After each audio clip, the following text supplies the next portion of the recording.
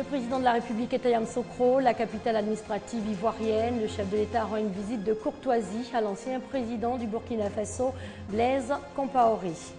Ouverture hier de la 64e session du comité régional de l'Organisation mondiale de la santé pour l'Afrique. Dans cette édition, décryptage du discours inaugural de Margaret Chan, directrice générale de l'OMS. L'Académie des sciences, des arts, des cultures d'Afrique et des diasporas africaines organise la deuxième édition des attributions de bourses pour la recherche. Bonsoir à tous et merci de vous informer sur RTI 2. Tout d'abord, en images, le président de la République est à Yamoussoukro, la capitale administrative ivoirienne. Le chef de l'État rend une visite de courtoisie à l'ancien président du Burkina Faso, Blaise Compaoré. Ce dernier a rejoint Yamoussoukro samedi au lendemain de sa démission. Concernant justement la situation au Burkina Faso, les pressions s'intensifient du côté de la communauté internationale. Hier, l'Union africaine a donné 2 semaines à l'armée pour rendre le pouvoir aux civils, faute de quoi elle imposera des sanctions. Ce matin, c'est la France qui appelle un transfèrement rapide du pouvoir aux civils. Un sommet des chefs d'État de la CEDEAO doit se tenir jeudi à Accra, au Ghana. Mais avant, le président en exercice de l'institution sous-régionale, John Dramani, est annoncé demain au Burkina Faso. En quelques jours, la rue a chassé le président Blaise Compaoré. Mais les militaires, qui se sont autoproclamés gérants de la transition politique, sont confrontés depuis plusieurs jours à une forte pression internationale. Nous appelons à nouveau à une transition dirigée par des civils qui respectent l'esprit de la Constitution et organisent aussi vite que possible des élections présidentielles libres. Mêmes inquiétudes et recommandations du côté de l'Union africaine. Réunis à Addis Abeba, le Conseil pour la paix et la sécurité a donné un ultimatum aux militaires. Le Conseil de paix et de sécurité de l'Union africaine a pris note du caractère populaire de la révolte. Nous donnons une période de 2 semaines pour transférer le pouvoir à une administration civile. Si cela n'est pas effectué, l'Union africaine prendra des mesures en fonction de son règlement. Une menace claire de sanctions. Mais les militaires n'ont pas attendu ce délai. Dans la matinée, à l'issue d'un entretien avec le Moronaba, le chef traditionnel de la communauté des Mossi a annoncé que les militaires s'étaient engagés à remettre le pouvoir aux civils. Le comité régional de l'Organisation mondiale de la santé pour l'Afrique tient ses assises depuis hier à Cotonou au Bénin. Au cœur de cette 64e session, la question des réformes au sein de l'institution et l'épidémie d'Ebola qui a déjà fait près de 5000 morts en Afrique de l'Ouest. Décryptage du discours inaugural de Margaret Chan, directrice générale de l'OMS, avec notre envoyé spécial à Cotonou, Delphine Blas.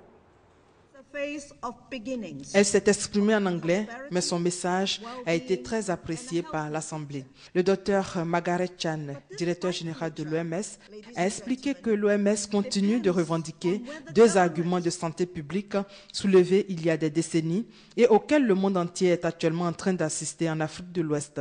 Le premier porte sur la nécessité urgente de renforcer les systèmes de santé longtemps négligés.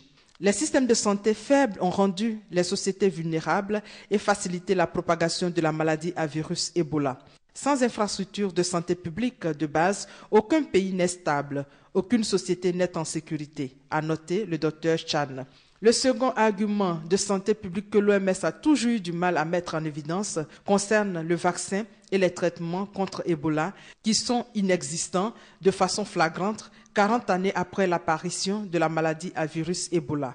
Pourquoi les cliniciens ont les mains vides, sans vaccin et sans remède? Parce que le virus Ebola a été confiné aux pays pauvres d'Afrique, a déclaré le docteur Chan. Le directeur général de l'OMS a également parlé du programme de développement après 2015, en soutenant que l'Afrique doit saisir ce nouveau programme selon ses propres conditions. Il faut signaler que la 64e session du comité régional de l'OMS pour l'Afrique sera marquée ce mercredi par l'élection du directeur régional de l'OMS Afrique. 5 forces en présence, dont le professeur Ndriyo Thérèse. Ce mercredi, le verdict des urnes. La Côte d'Ivoire croise les doigts. Et oui, on rappelle que l'élection au poste de directeur régional OMS Afrique aura lieu demain mercredi et nous saurons qui succédera à Luis Sambo. Vous le savez, la candidature ivoirienne est portée par le professeur Thérèse Ndrioman, une valeur sûre avec de nombreux atouts et non des moindres, elle fera certainement la différence. Les meilleurs acteurs et établissements de formation professionnelle bientôt primés. L'idée d'instituer les awards panafricains émane de la Confédération africaine de l'enseignement technique, de la formation professionnelle et des innovations. La première édition débute aujourd'hui. Elle s'achève le 6 novembre avec la remise des différents prix. Herman Yamia. Il existe des écoles d'enseignement technique de formation professionnelle en Afrique qui, par leurs offres de formation, se distinguent par la qualité des enseignements dispensés. Malheureusement, la plupart de ces écoles sont très peu connues. La première édition des Awards panafricains de la formation professionnelle et de valorisation des compétences africaines en Afrique, qui se tiendra du 4 au 6 novembre prochain, sera donc l'occasion de les honorer.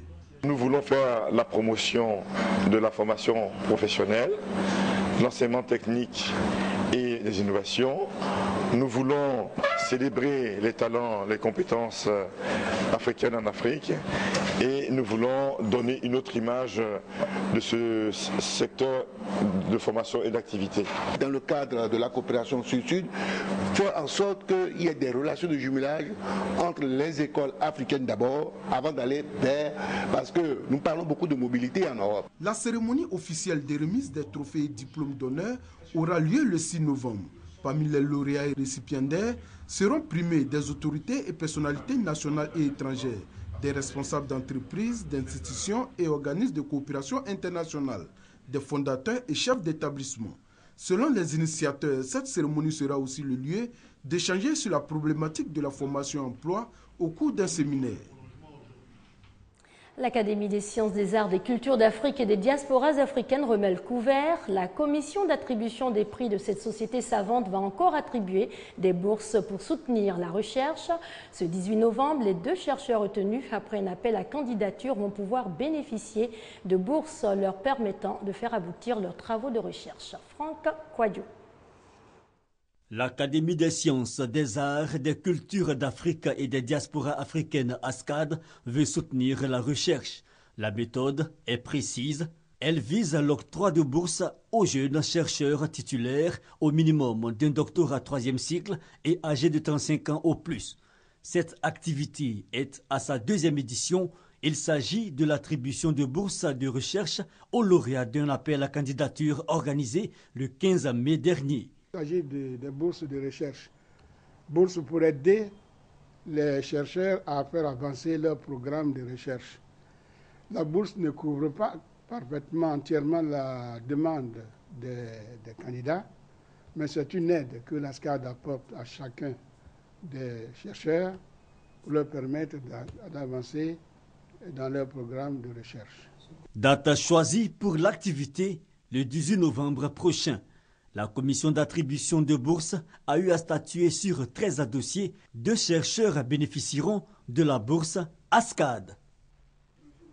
Le district autonome d'Abidjan vient d'offrir des vivres à plusieurs associations. La valeur de ce don est estimée à 5 millions de francs CFA.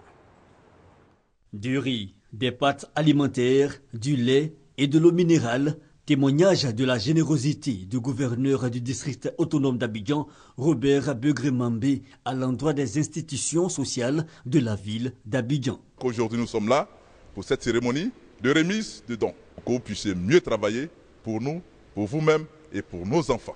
Samuel Mobio, vice-gouverneur, a insisté sur la nécessité de l'institution qu'il représente d'accompagner ces structures dont les actions touchent le quotidien des populations en difficulté. Réunis au centre d'écoute et d'insertion des jeunes d'Adjamé, les responsables des structures bénéficiaires ont salué ce geste du gouverneur Begré-Mambé, geste qu'il qualifie d'ailleurs d'action de bonne gouvernance. Célébration aujourd'hui de l'Achoura, cette fête commémore l'anniversaire de la mort de l'imam Hussein, le petit-fils du prophète Mahomet et figure fondatrice de cette branche de l'islam. Le petit-fils du prophète Mahomet a été tué à la bataille de Kerbala en Irak en l'an 680. Célébration de cette fête sacrée chiite dans plusieurs pays du monde arabe. En Côte d'Ivoire, les associations Al-Gadir et Al-Sadek ont organisé des cérémonies religieuses. Complexe culturel Al-Zahra et espace zone 3 de Marcoré, lieu choisi par la communauté musulmane libanaise chiite pour la célébration de l'Ashura, événement qui commémore l'assassinat de l'imam El-Husseini, petit-fils du prophète de l'islam, et 72 membres de sa famille. On commémore 7 jours pour lancer un appel pour tout le monde. Rester collaborer avec fraternité, car nos buts, c'est de que Dieu nous bénisse et que Dieu nous mette toujours au bon chemin. Le message important de notre prophète et de notre imam Hussein, d'aimer les autres et de suivre la justice, même si on perd notre sang et notre vie. Présent, le ministre d'État, ministre de l'Emploi, des Affaires sociales et de la formation professionnelle, Moussa Dosso, a traduit la reconnaissance du gouvernement ivoirien à la communauté libanaise. La Côte d'Ivoire tout entière leur est reconnaissante pour leur implication à la consolidation de la paix retrouvée et à l'épanouissement de son tissu économique, donc en clair, à la participation, à la croissance économique de la Côte d'Ivoire. L'Ashura pour la communauté musulmane chiite est donc la victoire du bien sur le mal, mais aussi le triomphe du sang sur l'épée. Occasion pour cette communauté de donner son sang en vue de sauver des vies humaines. Pour cette 18e édition de l'Ashura, célébrée le 10 du premier mois de l'Hégire, plusieurs dons en vivres et non-vivres seront distribués dans les orphelinats du district d'Abidjan. Et pour être complet sur le sujet, la célébration de l'Ashura s'est déroulée aujourd'hui dans un climat particulièrement tendu dans plusieurs pays du monde arabe. 5 jeunes issus d'un village chiite d'Arabie Saoudite ont été tués par des hommes armés. 6 suspects ont été arrêtés. Retour sur la fête de la Toussaint avec ce tournoi de Maracana organisé le samedi 1er novembre dernier. L'initiative du Maracana Football Club d'Aquedo visait à se souvenir de jeunes joueurs défunts. Chris Paterne. Village Akwédo, commune de Cocody, jour de la Toussaint. Occasion de rendre hommage à tous ceux et celles qui ont marqué le passage sur terre. Le cas de Koné Bernard qui a fait du Maracana sa passion. Aujourd'hui, 1er novembre, ça nous fait plaisir de le célébrer, de lui rendre hommage. Si vraiment il était là, ça allait vraiment lui faire plaisir d'y participer comme il a toujours voulu et il a toujours aimé.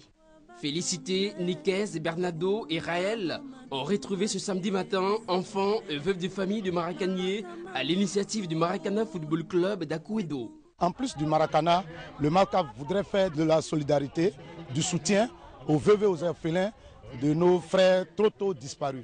6 équipes enthousiastes ont fait fi de la poussière du terrain d'Akwédo village. À l'issue de ces rencontres, 4 équipes se sont hissées en demi-finale.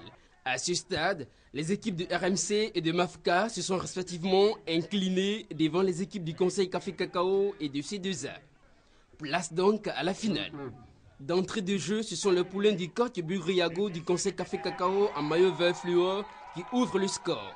Quelques minutes plus tard, Herman Seika égalisera pour les jaunes bleus de C2A. C'est le début d'une domination qui se confirmera par un deuxième but, œuvre de Yaro Adama. À 2 minutes du temps réglementaire, Florent Kouakou sur un pénalty redonne l'espoir à la formation du Conseil Café Cacao. Séance de tir au but, Maxime Bouliga, dernier tireur du Conseil Café Cacao, est le héros d'un jour. Par 3 tirs contre 2, son équipe remporte la 3e édition du tournoi de la Toussaint. À la remise des lots, les familles des défunts des clubs de Maracana d'Abidjan n'ont pas été oubliées. Voilà qui met un terme à cette édition. Excellente soirée sur les antennes de la RTI, la marque du service public.